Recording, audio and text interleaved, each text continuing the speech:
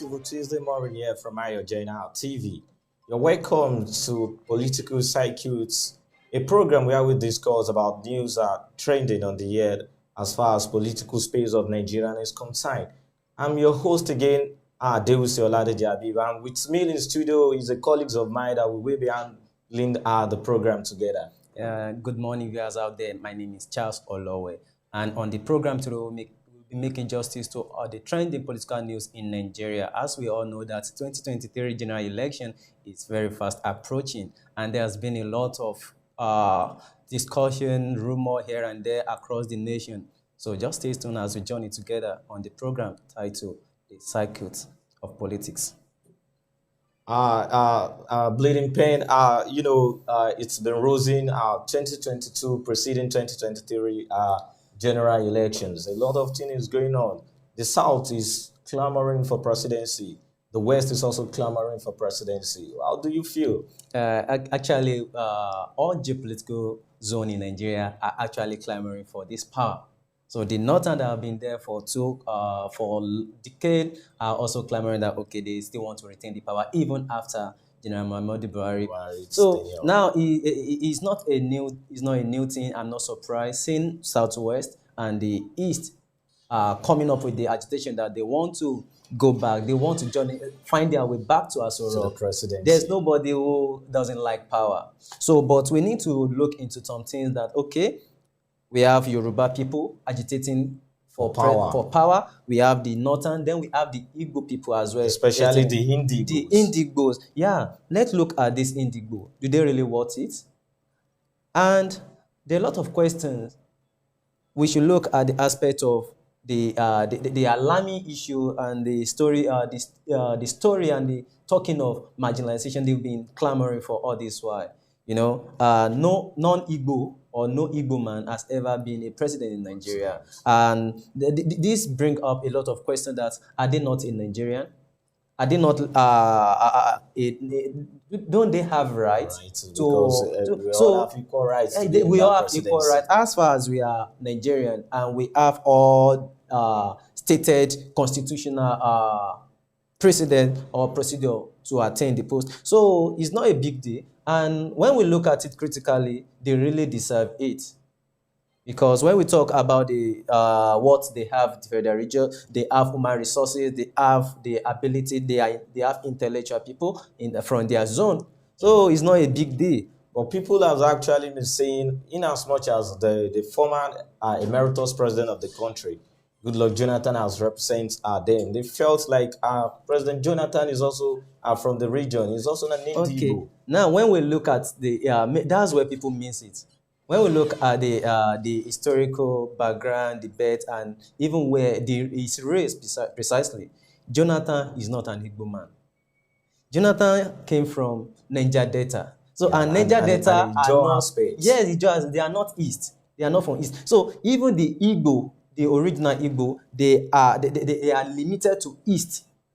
So, and which make up of maybe less than five states. So Jonathan is never an Igbo man. So, and when you look at it, even during his regime, many people are like, okay, Jonathan happened to be an Igbo. But the Igbo themselves will be like, okay, he's not an Igbo man. And of a truth, Jonathan is not an Igbo. So, yes, the fact that he came from, majority of us, when it comes to politics, we try to twist issue that, okay, Jonathan is from East. Nevertheless, he's never from East. He never have any, either from mother side or paternal side. He never have any connection to Igbo side. So, but it's a game of politics whereby they use different. Let's look at it from this angle. We have two major parties that is absolutely strong in this country, which is the All Progressive Congress and People's Democratic Party. Yes. And now, APC is actually clamoring that they want to zone the presidency to the West. Okay. And likewise, the former presidential aspirant is still coming back, Atiku Abubakar. Should we say, is there any provision in the Constitution for zoning, or it was just adopted by the political parties? Actually, when we look at what they are trying to bring in, the APC, it's a culture, political culture. You know, there's no provision from the Constitution that, okay, presidency should be zoning. But because of agitation that, okay, some sect have been marginalized, some parts of the nation have been marginalized. So that's why some political party came up with the ideology that, okay, what if we are rotating it? Let's sit together. Let's come together as a brother. Let's find a common Yeah, ground. exactly. Just to ensure that each political party or each zone has an equal dividends of this democracy we claim we are practicing in Nigeria. But nevertheless, now in the process of zoning, should we say when a particular zone is clamoring for for power, and because of the agreement that, okay, we should be zoning this presidency. Now, does that mean a most competent candidate from north or any other region should be abandoned? Exactly. So, That, that shouldn't be. these are things that have been really mitigating against our political system and our development as a nation. When we try to politicize everything, abandon people from those who are qualified, People that needs to be there. exactly, that need to be there. But in the name of, okay, this is our time for us to be. So some political party will just produce anything. So there's some ideology that need to be abolished in our political system, just for us to provide a more reasonable and more qualified candidate, so that we can move this country forward. I've been thinking from different angles that, okay, now the Indigo has actually been clamoring for presidency. Who is the heir to the throne? We have a lot of people clamoring for these thrones. We have what's this? These are the vice presidential candidates to the Atiku. Yeah, Peter Obi. We have Senator Rochas Okorocha. We have this former governor from Abia State, Orji Uzor. People are clamoring for Rotimi Amechi to come. Different people are clamoring for different political bigwigs to take up the mantle of leadership. Exactly. So, who is the heir to the throne this time around? Now, when we look at the set of people that have been shown interest in becoming the president of this country, when you look at them, we have to start from their political antecedents. Exactly. Each and every one of them have held one political position. Even this governor of Rivers State, exactly, Nelson Wike. So, and we can see from history, not only history, in reality, what each of them have been able to accomplish in terms of policy making, in terms of infrastructure, in terms of development, economic and the like. So, let me start from the aspect of Obi. So Peter Obi happened to be also a former governor. Yes, a former governor. And we could see from history and his achievement really speak volume for him during the last election. We can say his political acumen, the business orientation, and what he has to bring to the table. It actually did well during the vice presidential and we can see how the stuff is made up of. That he has what is being needed for us to come out of this recession and this economic meltdown we are experiencing. And of the truth, when we look at it, a common Nigerian will try to say, okay, let's have a president who can boost, who have the criteria and every resources that can boost our economy. Exactly. Because this is one of the catalysts that the growth and development of a country or a nation depend on. So when we look at Paul Ayan, which happened to be the former Senate president and also an SGF under Goodluck Jonathan. So this a man, let's look at his role, both in office and off office. This man has been a man who is very vibrant, regardless of who are opposing or who is fighting. So he has been a man that I can call an embedded system who doesn't care who someone is. We can see, despite being a PDP member in 1999 when he happened to be the Senate president, we can see that he came up with a lot of problems. We can see the power of legislature was really functioning compared to this era. So then we see the vibrancy, the ability, the supremacy of lawmaker. And we see that, okay, he truly, as a leader of the Senate, he truly demonstrated that kind of unparalleled level of leadership. Okay, let me come into that aspect. Like you said, Ayim Pius Ayim has truly demonstrated the power of Senate, yes, the legislative arm. But don't we see that this thing could actually backfire, considering the fact that we have people who are, let me just call it cabals. You know, in this country, we have people who determine the fate of people who become the president. So, like, now, I'm Payosayim coming against the former president. There was this particular time he led a motion of impeachment of the president then, but it was abortive. So, coming together now, going for a president, Obasanjo is still alive. How do you feel? Actually, you know, in politics, there's a popular saying that there's no permanent enemy and there's no permanent friend. Actually. And when you look at what transpired between them, both are having their own share of personal interest. You know, Obasanjo, the moment he came to power, he was of the opinion he has started working for the second term. And then it will be disastrous for Obasanjo to even attain any political office in Nigeria. And it being the coup to impeach him was successful. And we can say Iron Powers was also wise enough to just respect himself, because he knew that he realized that, okay, Obasanjo has gained ground. And there's nothing he can do as a military to man, return. He knew where to run to. For him to return to power. So he quit the second time. He just buried the second regime ambition. Now, Obasanjo is alive. Now he wants to go into politics. Now, in politics, remember, let me cite the case of the incumbent president and Obasanjo. Muhammadu Buhari. You know, Obasanjo is one of the people who aided his first election into the office. You know, it was a sort of we knew that there were dichotomy between them. They are not on good terms. Exactly. But when the political, and because Obasanjo have some things, he also is withholding.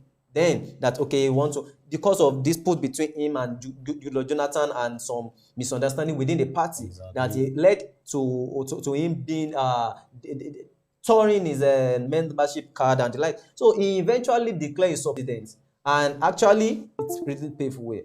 And it's one of the political strategies that, okay, anything can happen.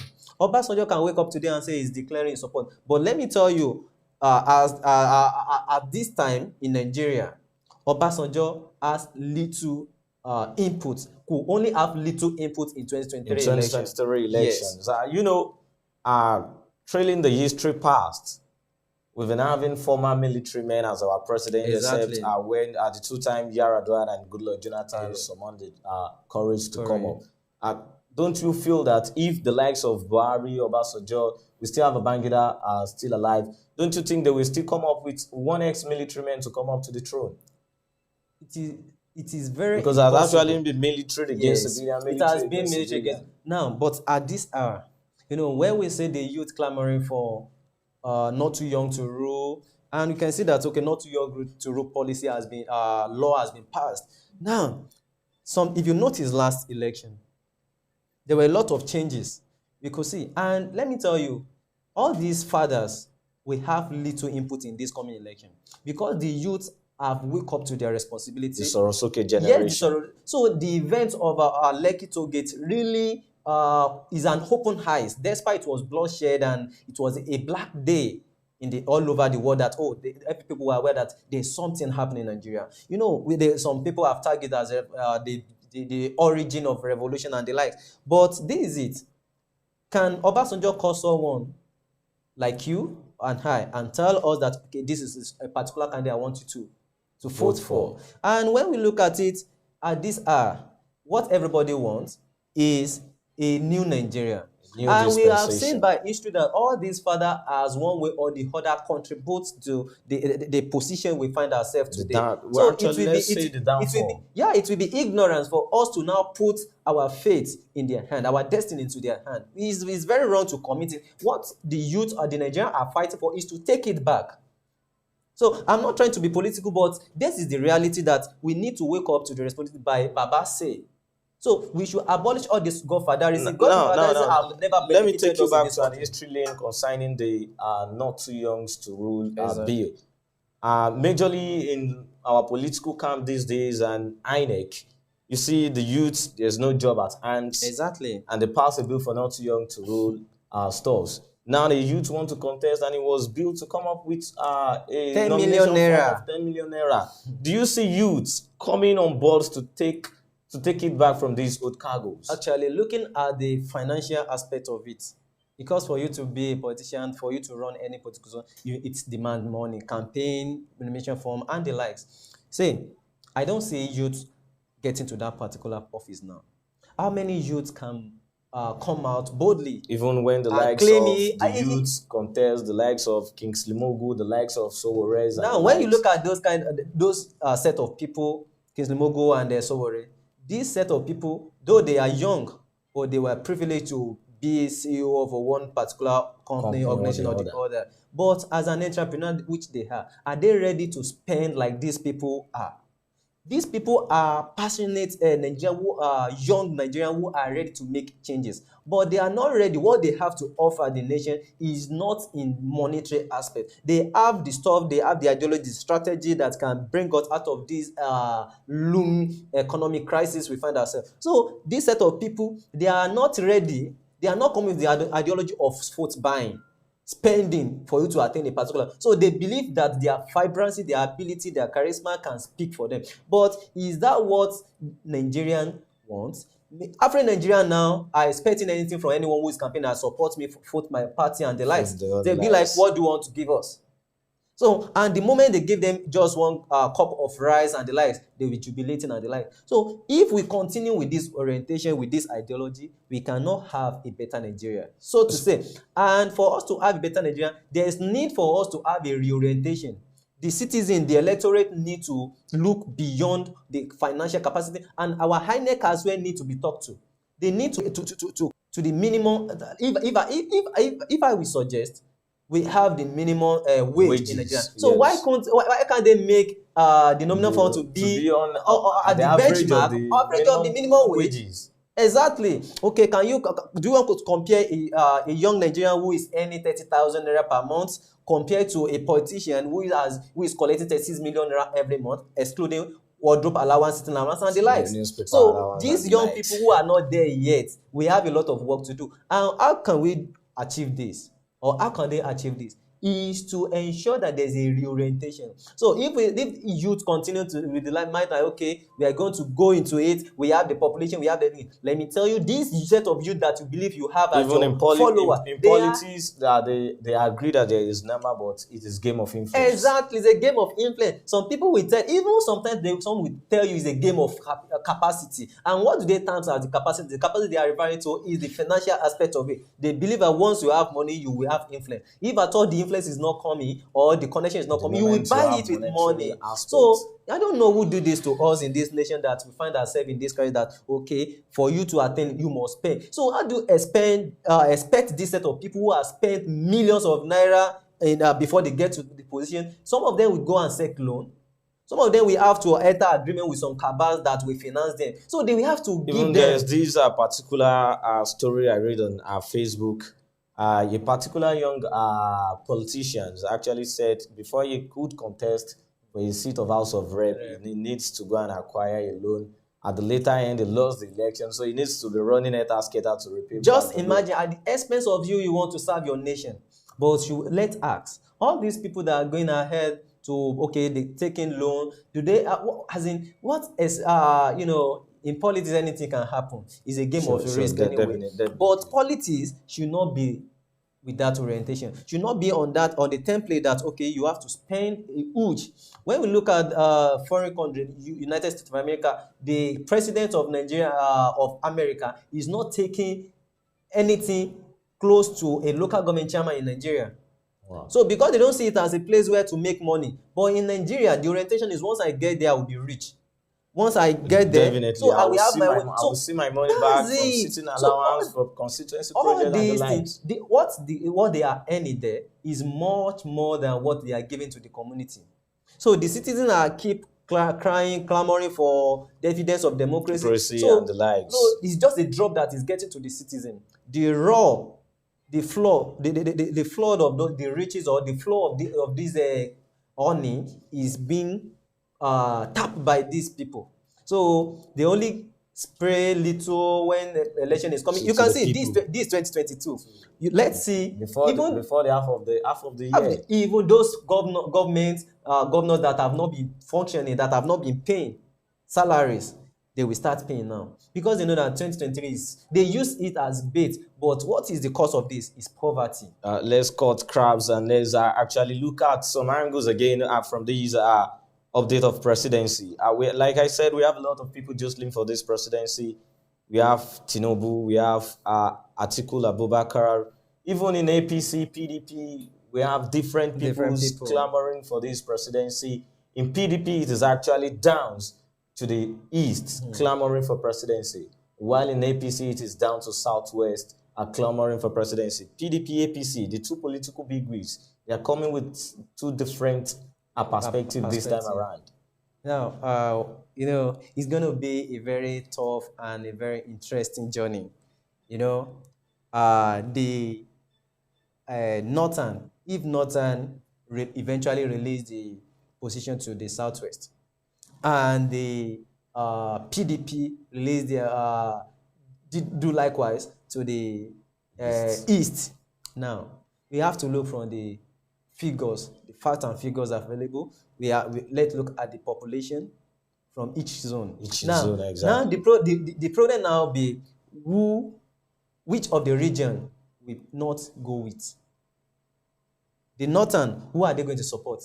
Are they going to support the southwest or the east? Well, actually, people have been thinking, in as much as President Buhari is still in power, they have the majority of the states, so they believe the North, APC part of the North, would drum their support for the West. Because the West has actually been a good boy to the North. Definitely, we should not forget the factor of Atiku from the Northern. Okay, Atiku Abubakar. Then we have Kwakwanso, we have Bukola Saraki. Exactly. There's some states like Ibadan or your state, you could see a lot of banner, being posters, Bukola Saraki for presidency and the like. Yes, so, the former Senate president. Former Senate president. So there's a lot of things involved. We look at the personality, we look at the influence they have over their territory.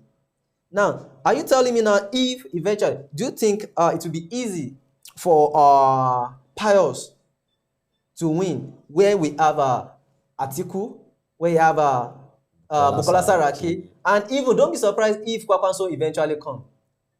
What if and these people are also in PDP together? We are yet to go to the side of APC. So now every one of them, we are only from the trending one is the former Senate president, which is Anyam. So now it's because the other region keep quiet, they keep mute. Now they're watching how the game is going that what's going to happen. There are a lot of qualities they are going to look into. But at primary, if they are going by primary, do you think Pius will emerge? Where we have, if Atiku insists is contesting, where Bukola Saraki is coming out, and we have maybe Kwakwanso coming out, where we have Nelson Wike coming out. And those are the people we know already. What are people that are still we that still have the likes of Rochas. So when these people now eventually come, let's assume they want to zone it. PDP want to zone it to the east, and APC want to zone it to the... So who are the people that we imagine? The capables and... The capables and not just the capable. No, in politics, some of these political parties, they look beyond capacity. They look at influence. Some people have influence, but they don't have capacity. They don't have anything to offer. So now we have Obi, from which we happen to be a pure ego man. Exactly. Everybody have seen his ability. He has contested. He was a running mate for Goodluck Jonathan. For Atiku Abubakar, and we can see that he really had influence. And during the debate here and there, we can see what is capable of it. And he was being factual, fact and figure. He understands the system, he understands the problem, and being a one-time governor, and he was able to provide solution to all those contemporary issues. Now, looking at all this, what do you think? There's going to be a lot of problems. We are going to see a lot of crisis in each political party. The major party in Nigeria, precisely APC and PDP are going to have a serious crisis. And during the primary will speak volume. Even actually at the primary levels, the two parties are fighting on whether it is direct or indirect primary. So these issues coming up here and there before the 2023 elections. Do you see PDP coming together as a whole family and resolve these issues? Definitely, PDP will come together. PDP will eventually come together. But the fear is when they eventually come together, what are they going to produce? Are they still going to zone it? Now, after the election, there's going to be a lot of crisis, rumor here and there, a lot of dispute that have to be settled. So now, what are they going to produce is the problem. And if they are going by primary, let's assume, okay, Obi is competent, Pius is competent, Atiku is Saraki is competent, competent. Saraki. Now, who is the most competent person? And it will be very disastrous for a particular, from my own perspective, that if, Atiku has contested Two, three three times times, and and he he has lost. lost. Now, do you think PDP will want to produce a man who have lost 2, 3 times? Though we have a replicate example of that, which is the present President. He but lost the politics of times. the politics of this era, where we have a lot of actors, a lot of people with influence and capacity that are fresh, young, and ready and eager to discharge. Do you think it will be easy for them to now say, okay, come on, let throw our baton at your back, go ahead, we'll support you? Well, actually, to my own knowledge and perspective, I was thinking if peradventures People's Democratic Resolve are to go by resolving the issues and the anoint empires aim and who do you think could be the running mates, considering the fact that we've been known to the fact that what's it called, when it comes to religion aspect of politics, a Muslim ticket is not possible, a Christian ticket is not possible. Except the last time when we have the annual election in 1993, when Exactly. we have what's it called, Abiola, a Muslim candidate, and King Gibe. Yes. It's also a Muslim ticket. So now this time around, PDP is coming with another dimensions. Atiku is not safe. Saraki, no one is safe presently. Exactly. No one can be talked as the anointed candidate. Exactly. If Pius is given the tickets, should we be expecting Saraki as or the Wike as the running mates, or and I'm pretty sure Atiku will never stoop so low. Even vice presidency. Saraki will never stoop low to the extent of being a running mate. It will never happen. It will never happen. We should not forget Kwakwanso as well. We could see definitely his influence in North. So now, if Ayam is being picked as a presidential candidate, we should forget about people like Kwakwanso. Then it will be an insult on the personality of Obi if they pick him ahead of Ayim. If they pick Ayim ahead of him. So because he has contested as a vice president, which he lost. So if Atiku is not going, definitely eyes will be on, okay, Obi has capacity, he has influence, he has everything it takes, and he's young as well. Okay, let him come in. But this man is coming. And this man, when we look at some things, a lot of factors are going to work against him. We have the factor of Obasanjo and some fighting people, with the power he has really contended with some power in time past. And when was the last time? Governor, yes, this man. And when we look, former governor, exactly. And when we look at the history, he even is after his career, he did not seek a re-election in 2013, but he has contested in 2007, 2008 for the PDP chairmanship, which he lost. So which means, despite being a former Senate president, within the party, he has been having low or no input so far. It's been a long we heard about his ability or his contribution in the party, even when there was crisis. I'm sorry to cut in. That reminds me, we have this embattled chairman of People's Democratic Party, Uche Secondus. Yeah. And we've all know that if a chairman is coming from this particular side, definitely that side can never produce president. Exactly. Uche Secondus is an Igbo man. Now, Ayim is coming up. Okorocha is coming up. Nelson Wikele is coming up, and others. Do you think this will not work against these people? If although Uche Secondus is still an embattled chairman of the party, like I said, there's still litigation at the courts. There are a lot of issues on ground for all these. We are still talking about PDP issue.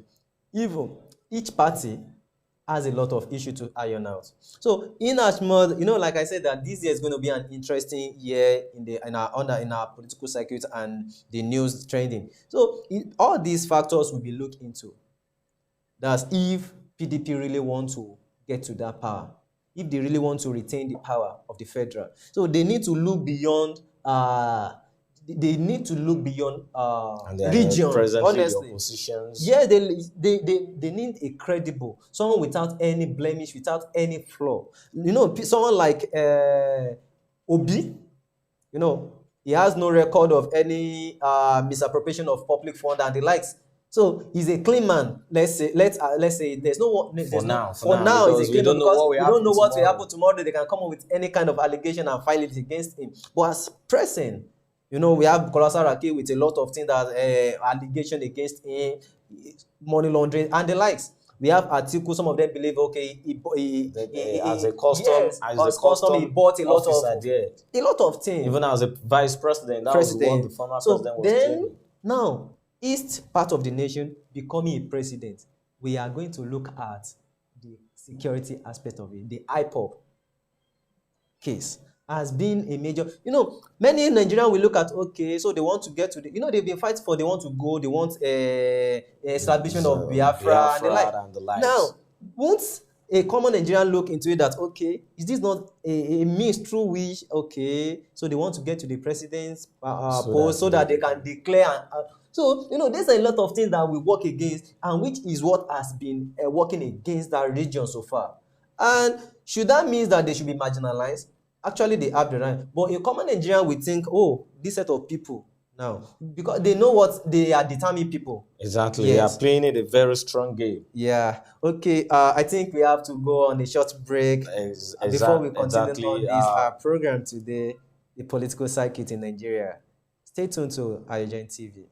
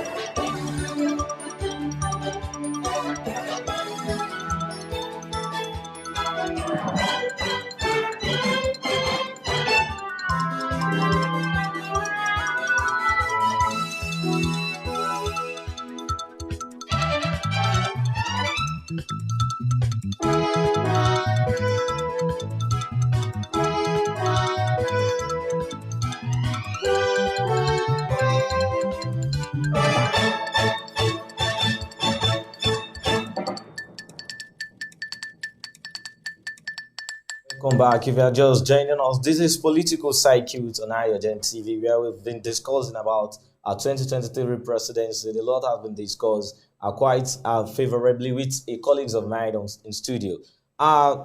We've been talking about PDP East and the likes. In order not to be biased, let's take a look at the APC side. APC have been clamoring that they want to send this to the West. We have a former governor of Lagos State, Tinubu, Jagaban himself. The Jagaban himself. We have the current vice president. People have been clamoring, give us Osibajo with Babagana Zulum, give us Osibajo with El Rufai. A lot of people. Kogi State governor is also jostling for the seat, Governor Yaya Bello. So APC West, we've had the share of PDP taking it to the east. So APC taking it to the west. When we have a lot of people that can take it from the north also again. APC, there are a lot of crises. Looking at the El Rufai factor. Exactly. And we know that El Rufai and Tinubu, they are two parallel lines that can never meet, even despite their in sympathy. Tinubu is not ready to bow for El Rufai. Neither El Rufai ready to bow. There was a time I read a book by this governor, Malam El Rufai, called Accidental Public Servant. He said something when he met with the Tinubu. What's it called, Obasanjo, that he disagreed with some Obasanjo's policy. Then, despite the fact that Obasanjo is a military man. So El Rufai has always been a naughty governor that he can't bow to anyone's pressure. So El Rufai coming up against Tinubu this time around. Not just Tinubu. We have Yaya Bello, very determined, and the El-Rufai have started. Yaya Bello have started the race since last year. Even the moment he attained the office of the governor of the Kogi State, he has started the race to become the. He claims he's young, because the youngest governor ever, and he has the opportunity, even though he has a lot of flaws from his own part, he's misusing the opportunity of being the youngest governor. Now, you see back 2023 here and there. Exactly. So even some Southwest governors, if they are zoning it, if have launched the ambition of that. Exactly. Do you think Tinubu with his S status, we have to look at a lot of things, factors. Does Tinubu have the capacity, the strength to be the kind of person he was? He was the Jagaban. The Jagaban we know him for, not yesterday, not 10 years ago. He has been known as Jagaban since he was young. Now, Tinubu is old. Who is agile enough. Yes, he's getting old. And presidency is not just not all about job. Exactly. Many Nigerians will be claiming, okay, we don't want someone who is not fit, health-wise. Yeah, health has been the major concern within and for his followers. We don't want to witness and the scenario of Yaradua, Buhari, the president will just be traveling here and there. You can see a lot of articles on media that APC is bringing another person that will be spending the Nigerian state covers on his head. So all this, I think APC should look beyond zoning, and thank God they are zoning to Southwest here, and we have someone like Osibanjo who happened to be a professor, and we can see that during the era where the president Muhammadu Buhari was floor out for treatment when he was so we can see a lot of changes, a lot of stability in economy, and the ability to manage the resources within that period. Can we say that one is born out to the contention? The fact that Osibanjo is the chairman of economic summit of the country. Exactly, but now even he himself is yet to speak out or to declare his intention to contest. Why? A lot of things are involved, being a loyal son to Jagaban. Exactly, that's what I want to say. They're afraid. So, if the fear will be there, okay, won't I be a traitor? Won't I be a disappointment to the finger that have fed me? So it's now time he need my support. A lot of agreement. Osibanjo was brought out of many, was dropped and nominated by Tinubu himself. Now, someone he has built, someone he has invested on, now want to contest against it. And when we look at it, when it comes to the ability, the strength, and the flair for leadership, a lot of us have seen a lot of team achievements, flaws, and everything Tinubu has been able to carry out in Lagos State. And many Nigerians, even El-Rufai himself was claiming that this is not Lagos State. Nigeria is not Lagos State. That he's only Jagaba for Lagos State. Not for Nigeria. Not Nigeria. There are a lot of things involved that, okay, Tinubu happened to be someone that always wants everything to be under his watch. More or less a dictatorship that if anybody try to go against his will, he can fire anybody. You can see what he did to Governor Ambode. Second time, he's very sitting governor. A sitting governor at primary election. That's very alarming. He's not something sensible in real sense that, okay, an incumbent governor could not win his own party primary election. So, and these are the handwork of Tinubu. So now we know that Tinubu happened to be a strategist, a thinker, and someone who is very fast and very smart. But does he have those strengths again? He has raised men, he has built men in different capacities and like, yes. Is it the right thing for him to do? Say, okay, I want to become the president. Why not respect himself, be the Jagaban, and just be okay? But there is something that amazed me about these All Progressive Congress APC. Okay. They've decided that it is this particular zone, even for the fact that El-Rufai is clamoring for president. the likes of Babagana Zulu and some other governors Yeah. has actually drumming the likes of these kind of state governor Ganduje. They've Ganduje. been drumming support for the West, Yeah. irrespective of whether it is Tinubu, whether it Exactly. is Osibadu, You know, but they're that drumming support for the West. that will tell us, like I said earlier on, that the Eastern who are claiming for power, Northern, when we look at the factors that are campaigning for Southwest and the likes, they don't want power to go to East. So which it's very obvious, and it's, let me say, 70-30, that the Northern, the majority of the Northern. Say the Northern is quite being persuasive that IPOB are the one threatening their present government. The fear is Northern don't want Nigeria to break. They want a one Nigerian. So, and they understand that these the general or the common, the typical Igbo man will always want Biafra. So the fear is, if we give them our support, are they not have going this to, power, and they get there, what are they going to do? That's why when someone say, okay, Jonathan is from the region, if Jonathan had been a true an Igbo man, do you think that 2019 election, and how long these people have been clamoring for, nursing this ambition of becoming president? So he will have used the power of movements to declare something and declare state of emergency. See, nothing, heaven will not fall. Though it might be bloody, but heaven will not fall. So now, for Southwest, is not worth if APC eventually produce Tinubu, people like El-Rufai will never support Tinubu. We never, and we have, do you expect someone like Yaya Bello to support Tinubu? We look at even Zulu and co, they will never support him. Zulu happened to be a professor as well. And all these professors, they are cabals as well. So they have their own group whereby, they resolve issues and make some decisions, they make some. So Osinbajo will always have edge when it comes to support from Northern, compared to even every, the Northern aspect side, they are not in support of Tinubu but when because of Buhari factor, they are drumming support. They draw support for him. They were singing his praise. But now they've achieved what they want to achieve. And they've seen that, Osinbajo happened to be a true man who is not sentiment, who is not going to play a nepotism system of government and the like. They've seen how he's going to run Nigeria if given support and the like. So definitely, should we now be expecting that there are going to be a turnaround? Presently, even it is APC that is engineering the course for direct or indirect primary. Should we say they want to favor Tinubu?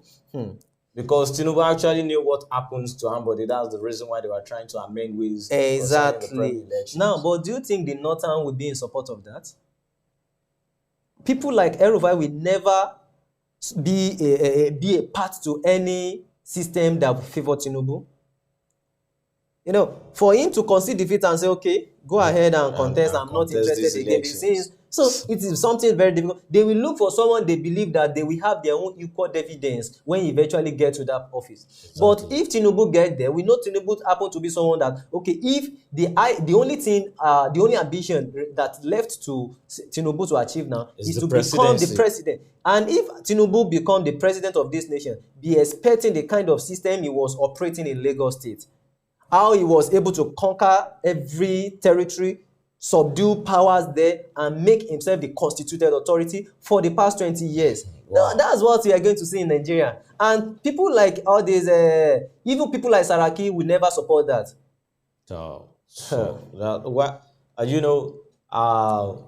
Before we leave, let's quickly discuss some issues concerning the former SGF of this country, the Empire Sign means actually one of the favorites is the trending news in Nigerians today when it comes to presidency. A lot of people have been drumming support. A lot of people have actually condemned the support. Even the present Senate minority leader, Inaya Abari, has actually drawn his support. Yes. Same thing with the Abia State governor. Ipiazo has endorsed him to be the governor. Likewise, we see some people who would actually call themselves Southeast Unity Forum. They've drawn their support. Likewise, the Emir of Lafia has actually drawn his support, and we've seen some set of people criticizing the fact that it should be the anointed candidate. Yeah, they will. So, news from different angle. It should be him, it should not be him. When there will always be a lot of hullabaloo here and there against any candidate.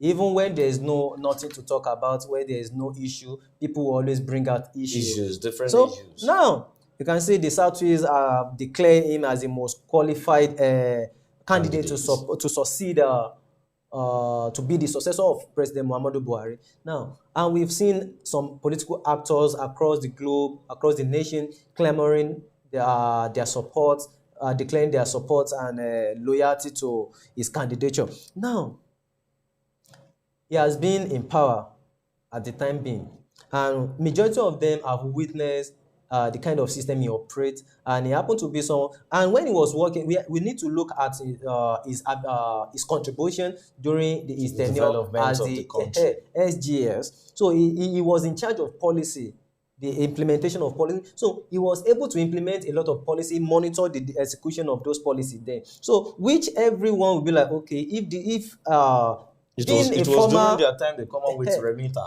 so if someone who has been in Senate and was able to fight the president for not doing the right thing and without some fear and say, other okay, governors, and some other committee members, yeah, who understand the power some of senators were suspended during his tenure. exactly, who are not functioning or who have copyright of one anomaly or the other. So if this man become the president, they be like, and not even general, majority of them are claiming that, okay, he's the most qualified candidate to represent Southeast. So far, they understood that, okay, PDP wants the president to come from this zone. So among all the aspirants or who will be fined for this particular office, the most suitable among them was him. They will have carried out some evaluation, background check, and the likes before coming out, okay. And majority of everybody majority will have a say, minority will definitely. So each and everyone will have their right to their opinion. Any group can come up and say, okay, they are declaring their support for this. Despite aside that, and a different group can also come up and say, okay, they are antagonizing him, they don't want him, these are things that are done. They will just cook some stories and come up with a lot of stories. So there will always be reason. But when we look at his political antecedents, his achievements, and the likes, he has really performed, and he's someone that is not accountable to anybody, that he doesn't have someone he will go and bow to and give report to. Like when we compare him with if Osinbajo happened to be the flag bearer of APC. Should we tag him as a game changer? He can be a game changer from the East. Why? We have to look at, okay, when the issue of IPOB was so burning, he's a man who always speak for one Nigeria, who is a true Nigerian, that okay. And so those are things that, okay, this man is not ready for a kind of war. He's not someone that wants Nigeria to break up and the like. These are one of the people who formed the democracy, the bedrock or the foundation of democracy in Nigeria. When the democracy came in 1999, these are the first set of officers we have. So they understand, and another thing we can look into is a kind of a person, a man coming that, okay, these are things we fought for. We fought for democracy. So I cannot be here looking why I have all it takes to rule and understand and to subdue power as well. He has a lot of followers. He has sponsored people. He has built people as well, and he has been in different government parastatal, and he has really performed excellently. So, but the major concern is, even if he eventually emerged as a candidate of PDP, this East is not enough to produce him as the candidate. If the whole East vote him as their choice candidate at the poll. But do you think the population? So we need to look at, okay, there's need for coming together, collaboration or winning votes from across the globe from different states. And when we look at the number of APC states compared to PDP states in Nigeria, you can see that, okay, the margin is very wide. And now we see majority of the northern actors declaring their support for Southeast, so for Southwest. So a lot of things are to look at. But when we look at his portfolio, CV, and the like, he's very qualified. He has all it takes. He's a learned person. He's well educated. And he has experience in government and management. Okay, let's take a look at the fact that Abia State Governor Ipiasu endorsed him And we have someone also jostling for this seat from Abia State, Abia State. Oji Kalu. Won't that bring a dispute into the state? Secondly, the seat of governors forum, we have APC APC, caucus, we have PDP PDP. caucus. Wike, a sitting governor, is eyeing this I seat. And a governor from PDP side is endorsing Ayim Pius Ayim. Won't there be any disagreement between these people? When it comes to party politics, they will always have settlements. And let me tell you, Even if it will take a while. even it will take a while, someone that will step down for another person will have made up a mind, but they will always keep pushing it out, okay, till they get their own settlement. Everybody is looking for entitlement and some kind of settlement that, okay, so if you just keep fold your hands and be like, okay, go ahead, so they will have reached some agreement that, okay, when you get there, they're going to do. Even some political party go to the extent of even paying some amount of money to people that, okay, if you could step down, you're going to have this, we give you this particular office and the likes. We give you this contract. So there's always a settlement in politics. And I see it as, okay, as PDP are determined to return to Aso Rock, they are ready to sacrifice anything. And they are not going to, this is the only opportunity they have. And this is the only opportunity for the Southeast for them. And so far, so good. One of the trending news of the day from Vanguard newspaper is that a emir of Lafia has actually endorsed Ayim Pius Ayim. He says he's one of the best hope for Nigeria. For the very first time, an Hausa man is coming out to endorse Ayim. This is what will show that, okay, this Ayim Pius is a true Nigerian. Before an Hausa man can support someone from another region, we will have seen a lot of qualities and sincerity and truthfulness in him. So which shows that, okay, when we look at, okay, he fights authority without minding, we can even class that he sacrificed his ambition for the Senate. Just for peace to reign.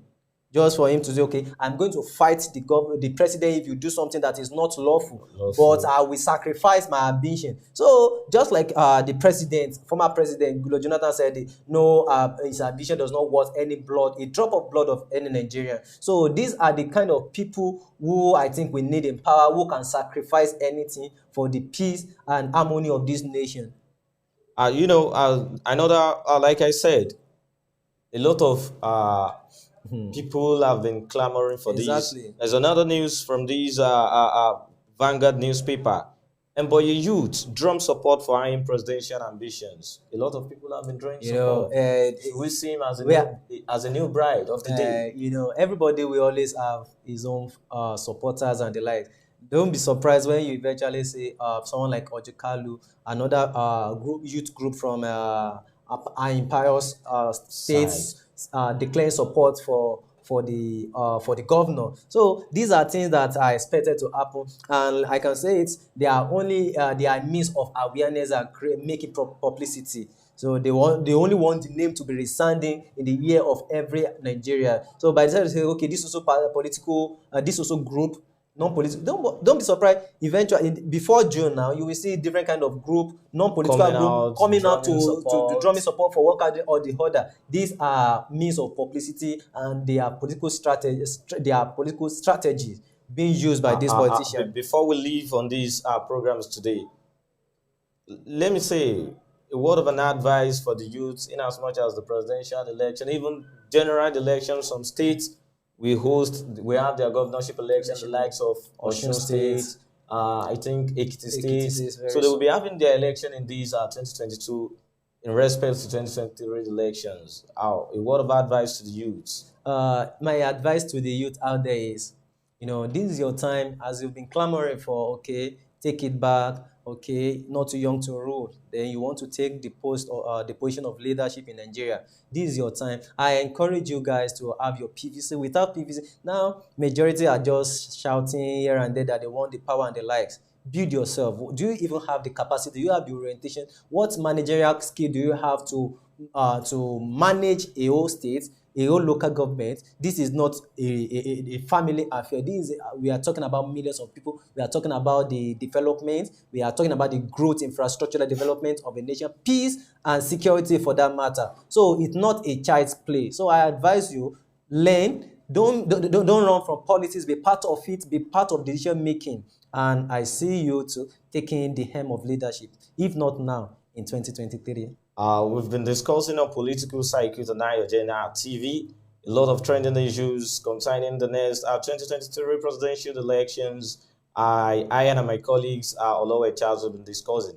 You can join us on every time on this AYOGEN TV. You can go to our Facebook AYOGEN League. We are same thing on our YouTube. And we'll be glad to have a sponsor for this segment of political cycles. You will see our studio line has numbers scrolling on the TV. Until next week, that we will still be coming your way. The two of us is still the host. And next week, we'll bring in one of the political big wigs in the Exactly. state, probably next week. To come here and talk on and discuss on Exactly. trending issues in politics. I still your small boy on this host TV Adeuse Abib. I am Charles Olowe Oluwafemi. Stay blessed.